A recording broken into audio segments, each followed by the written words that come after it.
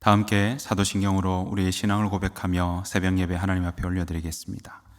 전능하사 천지를 만드신 하나님 아버지를 내가 믿사오며 그 외아들 우리 주 예수 그리스도를 믿사오니 이는 성령으로 잉태하사 동정녀 마리아에게 나시고 본디오 빌라도에게 고난을 받으사 십자가에 못 박혀 죽으시고 장사한 지 사흘 만에 죽은 자 가운데서 다시 살아나시며 하늘에 오르사 전능하신 하나님 우편에 앉아 계시다가 저리로서 산자와 죽은 자를 심판하러 오시리라. 성령을 믿사오며 거룩한 공예와 성도가 서로 교통하는 것과 죄를 사하여 주시는 것과 몸이 다시 사는 것과 영원히 사는 것을 믿사옵나이다. 아멘.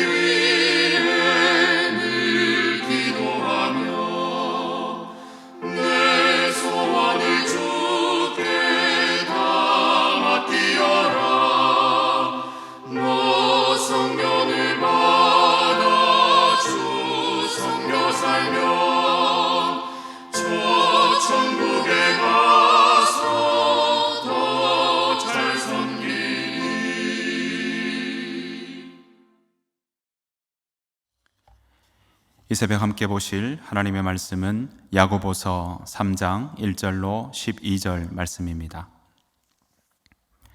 내 형제들아, 너희는 선생된 우리가 더 큰 심판을 받을 줄 알고 선생이 많이 되지 말라. 우리가 다 실수가 많으니 만일 말에 실수가 없는 자라면 곧 온전한 사람이라 능히 온 몸도 굴레 씌우리라. 우리가 말들의 입에 재갈 물리는 것은 우리에게 순종하게 하려고 그 온몸을 제어하는 것이라. 또 배를 보라. 그렇게 크고 광풍에 밀려가는 것들을 지극히 작은 키로서 사공의 뜻대로 운행하나니 이와 같이 혀도 작은 지체로 돼 큰 것을 자랑하도다. 보라, 얼마나 작은 불이 얼마나 많은 나무를 태우는가. 혀는 곧 불이요 불의의 세계라.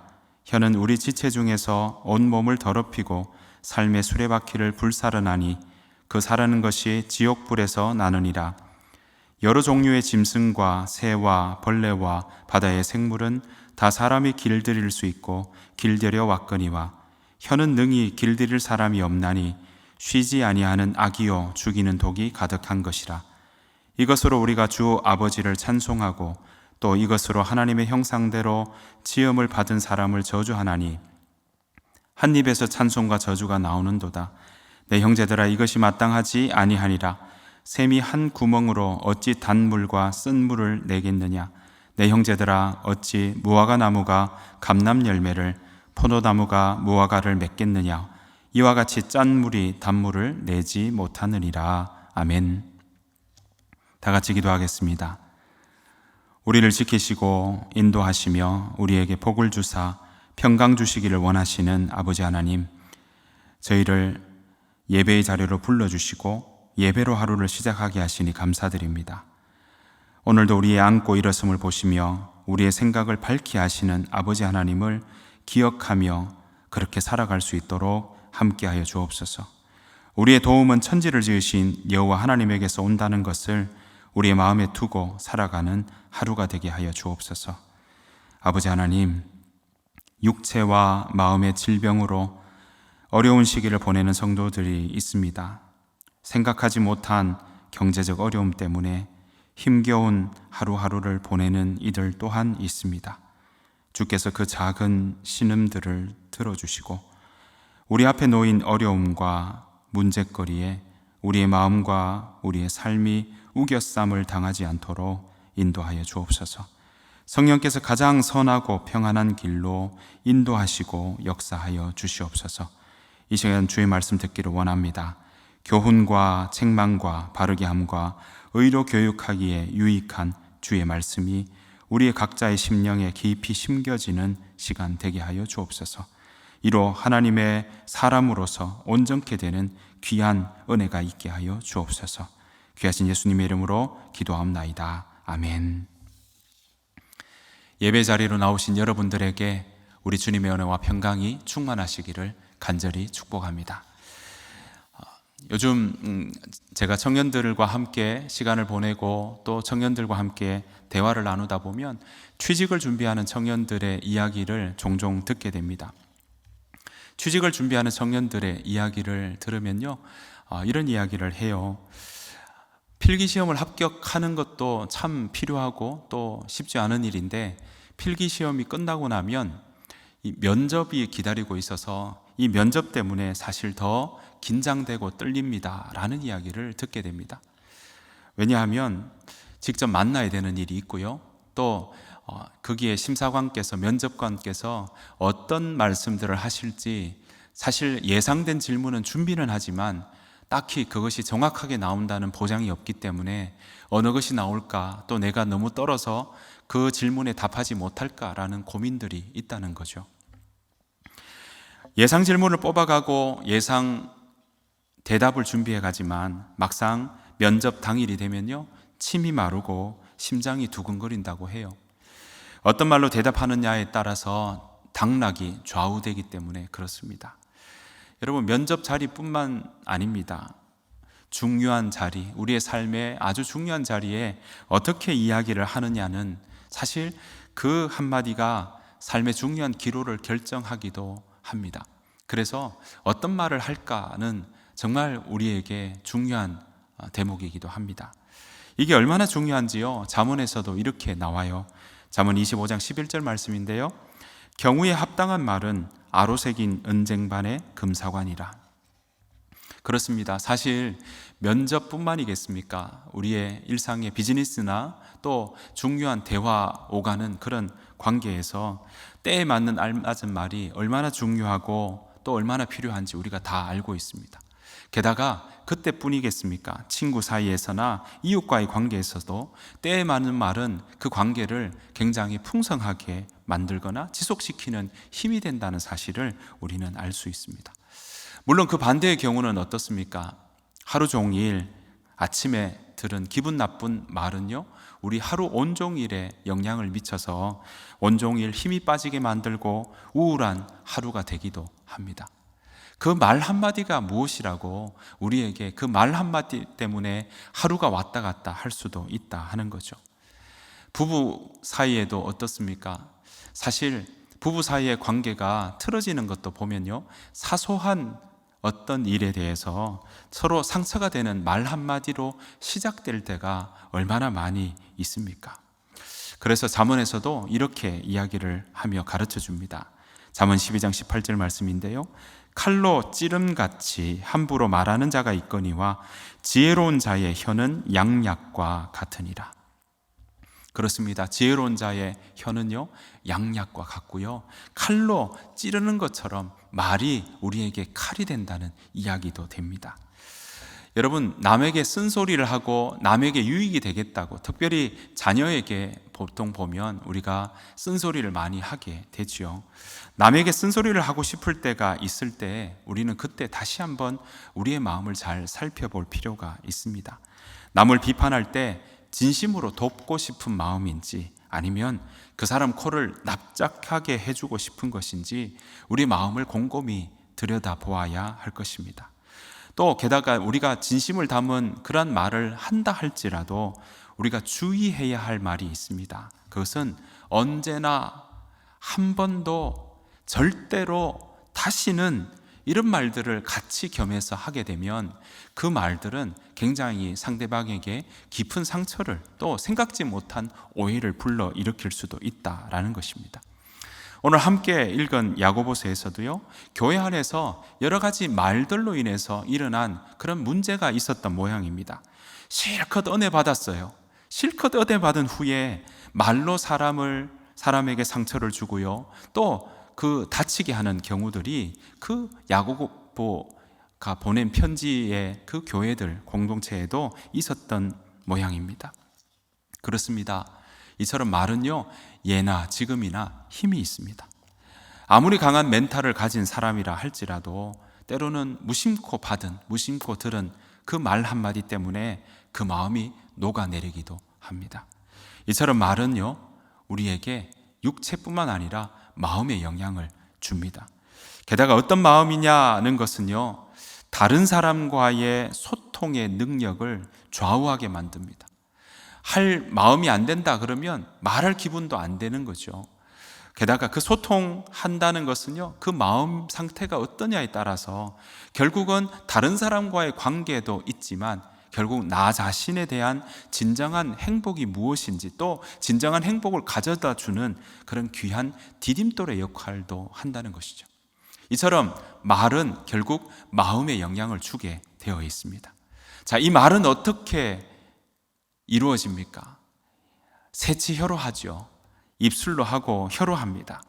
그래서 이 말하는 부분에 대해서 이처럼 중요한데 그 말을 하는 혀에 대해서도 오늘 본문은 이렇게 비유하며 있습니다. 야고보서 3장 4절에서 5절 말씀입니다. 또 배를 보라, 그렇게 크고 광풍에 물려가는 것들을 지극히 작은 키로서 사공의 뜻대로 운행하나니 이와 같이 혀도 작은 지체로 돼 큰 것을 자랑하도다. 보라, 얼마나 작은 불이 얼마나 많은 나무를 태우는가. 여러분, 우리는요, 혀로 어떤 말이든 할 수 있습니다. 우리 마음을 표현할 수도 있고요, 또 필요한 것을 구할 때도 말로 하게 됩니다. 그런데 이 혀가 우리의 몸과 우리의 마음을 제어할 수 있다는 것이죠.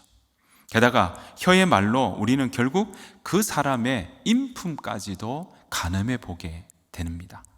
진심을 담은 말인지 그저 겉만 화려하고 표리부동한 말인지 그것을 잠잠히 보면 그 사람의 됨됨이까지도 사실 그 사람의 말하는 모습, 말의 내용을 가지고 판단하게 된다라는 것이죠. 잠언에 보면요, 말이 그 사람의 일상을 좌지우지할 수 있다고 그렇게 말합니다. 잠언 18장 7절 말씀인데요, 세 번역으로 보면 이렇게 나옵니다.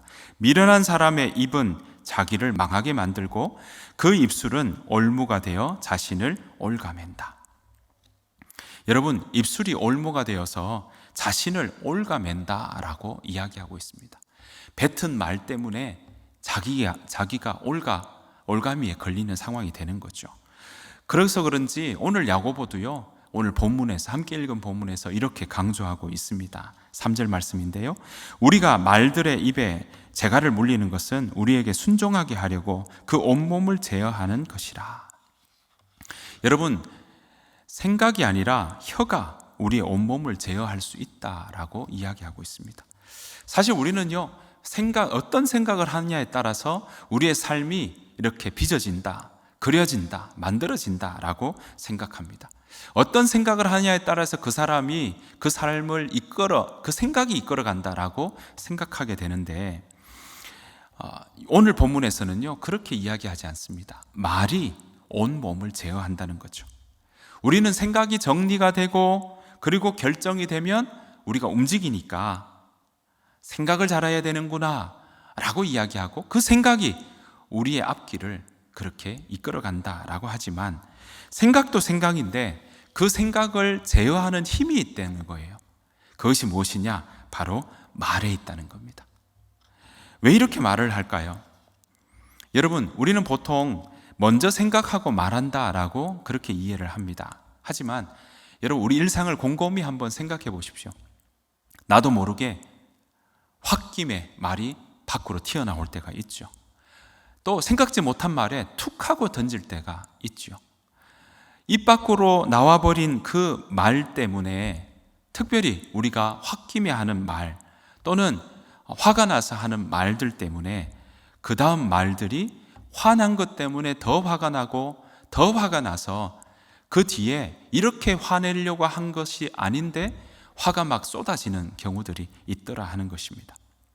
그러면 어떻습니까? 생각하지 못한 말들이 그 이후에 계속 나오게 되고 그것 때문에 크게 일이 벌어질 때가 있다는 것입니다. 사랑하는 성도 여러분, 여러분들의 말의 습관이 어떠신가요? 습관처럼 하고 있는 말들이 혹시 낙담되고 또 우울한 말들을 그렇게 입버릇처럼 하시는 그런 상황은 없으신가요? 여러분들의 하루 종일의 말 중에는 혹시 좀 부정적인 말들은 얼마나 되신가요? 오늘 본문은요, 혀가 온몸을 제어한다 라고 이야기를 하고 있습니다. 그런데 이 혀가요, 온몸을 제어할 수 있는 역할을 하고 있지만 문제는 이 혀를 제어하기가 어렵다라고 한 번 더 이야기하고 있습니다. 야고보서 3장 7절 8절 말씀인데요, 여러 종류의 짐승과 새와 벌레와 바다의 생물은 다 사람이 길들일 수 있고 길들여 왔거니와 혀는 능히 길들일 사람이 없나니 쉬지 아니하는 악이요 죽이는 독이 가득한 것이라. 여러분, 사람의 혀를 길들일 수 있는 것은 어렵답니다. 아무도 없대요. 게다가 혀가 가지는 이 파괴적인 영향력이 얼마나 큰지 걷잡을 수 없는 악이요 죽음에 이르는 독이라고 그렇게 표현하고 있습니다. 여기서 고민이 생깁니다. 자, 생각 이전의 말이 우리의 마음에 많은 영향을 미치고 있다라고 말씀드렸고, 그러면 이 말은 혀를 통해서 이루어지는데 혀를 제어하는 것이 쉽지가 않다라는 것이죠. 그러면 여러분, 혀로 하는 말 제어할 수 있는 이 혀를 길들일 수가 없다고 하면 어떻게 하면 우리의 삶 가운데 이 상황들을 건강하게 신앙적인 삶 속에서 그렇게 다스릴 수 있을까요? 오늘 성경은 이 부분에 대해서 이렇게 해답을 줍니다. 데살로니가전서 5장 18절 말씀입니다. 범사에 감사하라. 이것이 그리스도 예수 안에서 너희를 향하신 하나님의 뜻이니라. 네, 그렇습니다. 범사에 감사하는 말을 표현하는 겁니다. 감사하면요, 자신의 혀도 다스리기 쉽습니다. 감사하면요, 우리의 마음도 그 상황에 매이지 않고 단단해질 뿐만 아니라 어떤 어려움에서도 헤쳐나갈 수 있는 힘이 생긴다라는 것입니다. 여러분, 범사에 감사할 수 있는 이유가 무엇일까요? 우리가 범사에 감사할 수 있는 이유는요, 하나님께서 우리를 지으시고 또 우리 평생토록 우리와 함께 하시며 우리의 앞길을 주께서 친히 이끌어 주신다는 사실을 우리는 믿기 때문입니다. 그래서 우리는 어려움 속에서도 모든 일에 합력하여서 선을 이루는 하나님을 믿으며 범사에 감사할 수 있는 것입니다. 말이 여러분들의 생각을 통제하고 여러분의 하루를 제어하는 그런 힘이 있다는 것이 무엇인지 경험하기를 간절히 바랍니다. 지난주 맥주감사 주일이었는데요, 추수감사 주일까지 감사에서 감사로 이어지는 이 시간에 상황은 여러 가지 어렵습니다. 환경은 너무나도 힘든 그런 고민의 시간들을 우리는 지내고 있습니다. 광야 같은 시간이죠. 이 시간을 정말 범사에 감사하며 여러분의 삶의 감사가 표현되기를 간절히 축복합니다. 일상의 감사가 정말 여러분들 가운데 쌓여서 말로 표현하고 글로 쓰고, 그래서 감사가 모아져서 그 일상 감사 때문에 여러분의 삶이 어떻게 변화되어 가는지, 일상 감사가 여러분의 삶을 어떻게 그렇게 변화시켜 나가는지 경험하시기를 간절히 축복합니다. 하나님께서 감사하는 여러분들의 삶 가운데 그저 내버려 두지 않으시고 함께 하시며 여러분들의 작은 신음에 응답하시며 동행하여 주실 줄 믿습니다. 오늘도 그 은혜 가운데 감사로 가득 채워지는 귀한 한 날 살아가시기를 간절히 축복합니다. 주님께서 가르치신 기도를 마치겠습니다. 하늘에 계신 우리 아버지여, 이름이 거룩히 여김을 받으시오며 나라가 임하옵시오며 뜻이 하늘에서 이루어진 것 같이 땅에서도 이루어지이다. 오늘 우리에게 일용할 양식을 주시옵고 우리가 우리에게 죄 지은 자를 사하여 준 것 같이 우리 죄를 사하여 주시옵고 우리를 시험에 들게 하지 마시옵고 다만 악에서 구하시옵소서. 나라와 권세와 영광이 아버지께 영원히 있사옵나이다. 아멘.